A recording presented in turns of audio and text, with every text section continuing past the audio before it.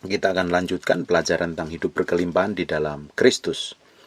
Pada bagian ini kita masih akan membahas hukum tabur tuai, karena saya yakin hukum ini harus kuat terhayati dalam kehidupan kita.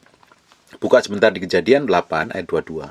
Selama bumi masih ada, tak akan berhenti musim menabur dan menuai, dingin dan panas, kemarau dan hujan, siang dan malam. Jadi, hukum tabur tuai ini berlaku selama bumi masih ada. Dan Tuhan mengajarkan kita supaya menjadi petani yang baik. Karena itulah Alkitab mengatakan dalam 2 Timotius 2 ayat yang ke-6, seorang petani yang bekerja keras haruslah yang pertama menikmati hasil usahanya. Jika Anda mau diberkati dan menikmati hasil tuaian Anda, maka Anda harus bekerja keras untuk menabur, mengelola, dan mengolah tanah yang Tuhan berikan kepada Anda. Dan itu adalah sesuatu yang penting di dalam kehidupan kita. Di Lukas 6 ayat 38, berilah dan kamu akan diberi suatu takaran yang baik, yang dipadatkan, yang digoncangkan, dan yang tumpah keluar akan dicurahkan ke dalam ribaanmu. Sebab ukuran yang kamu pakai untuk mengukur akan diukurkan kepadamu. Perhatikan bahwa apa yang Anda tabur adalah apa yang akan Anda tuai suatu hari nanti. Jika Anda mengukur seseorang dengan suatu ukuran atau menilai orang dengan suatu penilaian, maka Anda akan diukur oleh orang tersebut, atau mungkin Anda akan diukur oleh orang lain dengan penilaian atau ukuran yang sama. Ini sesuai dengan apa yang dapat kita baca pada Matius 7 ayat 12. Segala sesuatu yang kamu kehendaki supaya orang lain perbuat kepadamu, perbuatlah demikian juga kepada mereka. Itulah isi seluruh hukum Taurat dan kitab para nabi. Jadi hukum tabur tuai berlaku juga dalam hal perbuatan. Dan Tuhan berkata bahwa ukuran yang Anda pakai untuk mengukur akan dipakai orang untuk mengukur Anda. Orang yang kikir nantinya juga akan menuai kekikiran dari orang lain. Orang yang murah hati juga akan menuai kemurahan hati dari Tuhan dan dari orang-orang lain. Ini adalah prinsip yang tidak boleh Anda lupakan. Kita harus menabur dengan baik supaya kita juga menuainya dengan baik. Bapak Ibu, buka sebentar di Filipi 4 ayat yang ke-15. Kami sendiri tahu juga, hai orang-orang Filipi, pada waktu aku mulai mengabarkan Injil, ketika aku berangkat dari Makedonia, tidak ada satu jemaat pun yang mengadakan perhitungan hutang dan piutang dengan aku selain daripada kamu.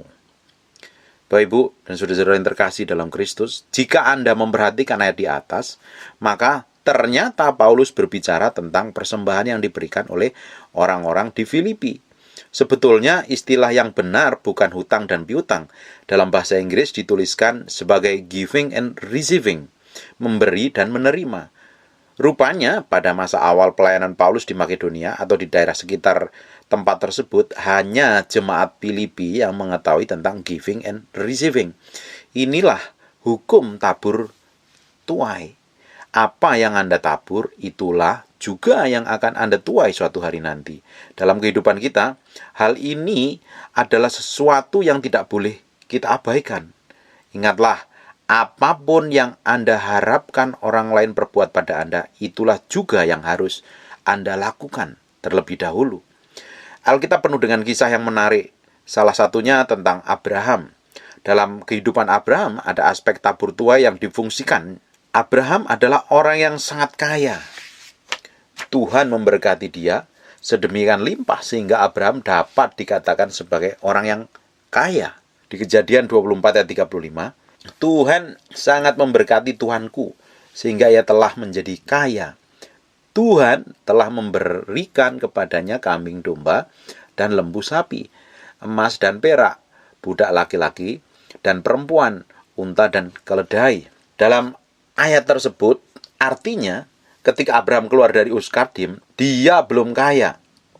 Jika sudah kaya sebelumnya, Eliezer tidak akan berkata bahwa Abraham sekarang telah menjadi kaya. Jika sekarang kaya, maka dahulu ketika ia keluar dari tanah kelahirannya belum mempunyai apa-apa. Tetapi jangan kita lupa bahwa apa yang dinikmati oleh Abraham ternyata bukan berasal dari berkat yang asal-asalan diberikan oleh Tuhan. Dalam masa hidupnya, ia sudah pernah menabur sesuatu yang baik kepada Lot. Sebenarnya, Tuhan tidak pernah memerintahkan Abraham untuk mengajak serta Lot. Tetapi atas inisiatifnya sendiri, Abraham mengajak serta keponakannya itu. Dan ternyata Lot menimbulkan masalah. Sebenarnya Lot juga sama miskinnya dengan Abraham. Namun karena dia mengikuti Abraham, dia juga menerima akibat berkat yang Tuhan berikan kepada Abraham. Di dalam Kejadian 13 ayat yang ke-5 dinyatakan, juga Lot yang ikut bersama-sama dengan Abraham mempunyai domba dan lembu dan kemah. Dari ayat tersebut kita tahu bahwa karena kebersamaannya dengan Abraham, itulah maka Lot juga mendapatkan kekayaan. Dengan kata lain, ia sudah ada sejak Abraham di dalam kehidupan orang yang bernama Lot ini. Sehingga ketika Alkitab berkata Abraham diberkati, jelas disebabkan ia pernah memberkati orang yang bernama Lot secara langsung maupun tidak langsung. Kemudian kita perhatikan pada bagian ketika Abraham akan mendapatkan anak perjanjian, yaitu ketika ia akan mendapatkan Ishak. Sungguh menarik bahwa ketika Abraham akan mendapatkan anaknya, sebenarnya dia sudah sangat menantikan jauh hari sebelumnya. Kita perhatikan bahwa sebelum pasangan Abraham dan Sarah mendapatkan anak perjanjian itu, ternyata mereka harus menabur dulu. Lalu apa yang ditabur pasangan tersebut? Buka sebentar di Kejadian 20 ayat 17. Lalu Abraham berdoa kepada Allah, dan Allah menyembuhkan Abimelek dan istrinya dan budak-budak perempuan, sehingga mereka melahirkan anak. Di Kejadian 21 ayat 1 dan 2, Tuhan memperhatikan Sarah seperti yang difirmankannya, dan Tuhan melakukan kepada Sarah seperti yang dijanjikannya. Maka mengandunglah Sarah, lalu ia melahirkan seorang anak laki-laki bagi Abraham dalam masa tuanya, pada waktu yang telah ditetapkan sesuai dengan firman Allah kepadanya. Jika ketika Ishak diberikan kepada Abraham, ternyata Tuhan tidak semata-mata memberikan begitu saja. Tetapi Alkitab mengatakan bahwa Abraham sudah menabur sesuatu, yaitu dia mendoakan orang-orang yang mandul sampai mereka mempunyai anak. Lalu akibatnya dia sendiri diberkati Tuhan dan mempunyai anak. Jadi ada hukum tabur tuai yang tidak dapat kita lepaskan dari kehidupan kita. Ingat, selama bumi masih ada, hukum ini tetap berlaku dan kita harus melakukannya apa yang Tuhan perintahkan kepada kita. Tuhan juga pernah bertindak sebagai penabur yang luar biasa. Coba kita buka di Matius pasal yang ke-25 ayat 14-19, dilanjutkan ke ayat yang ke-24. Sebab hal kerajaan surga sama seperti seorang yang mau berpergian ke luar negeri, yang memanggil hamba-hambanya dan mempercayakan hartanya kepada mereka. Yang seorang diberikan 5 talenta, yang seorang lagi 2, dan yang seorang lagi 1, masing-masing menurut kesanggupannya. Lalu ia berangkat, segera pergilah hamba yang menerima 5 talenta itu. Ia menjalankan uangnya, lalu beroleh laba 5 talenta.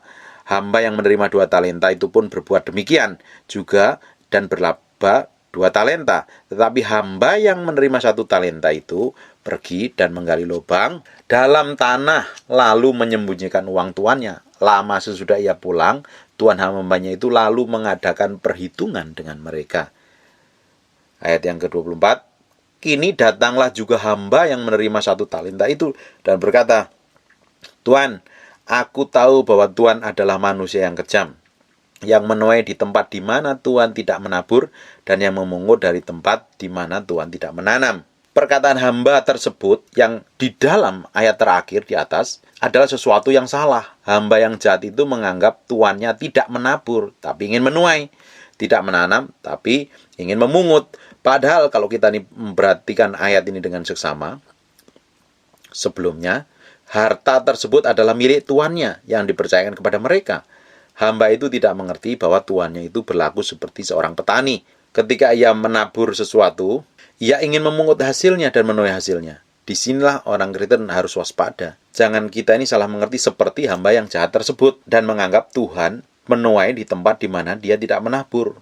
Tuhan itu menabur 5 talenta, 2 talenta, serta 1 talenta. Tuhan juga menanam 5, 2, dan 1 talenta di dalam diri manusia.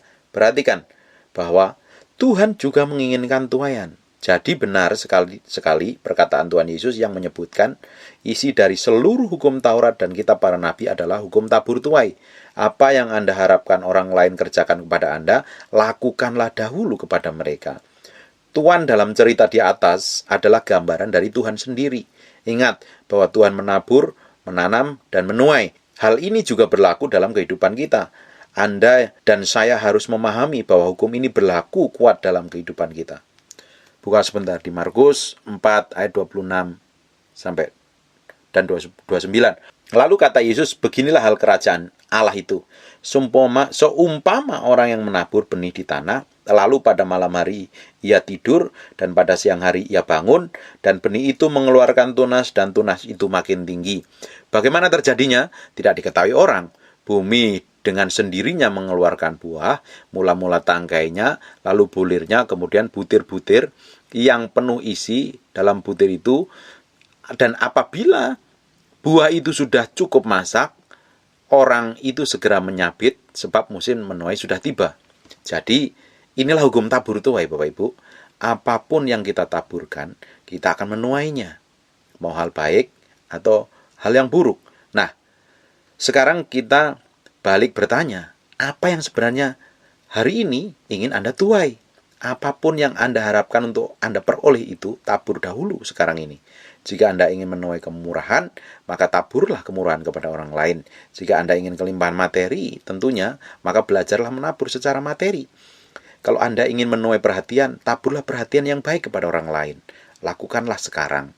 Jangan ditunda-tunda lagi tentunya. Jadilah penabur yang baik dan Anda akan menuai yang menjadi penuai yang diberkati Tuhan dan menjadi berkat bagi banyak orang lain. Amin. God bless you.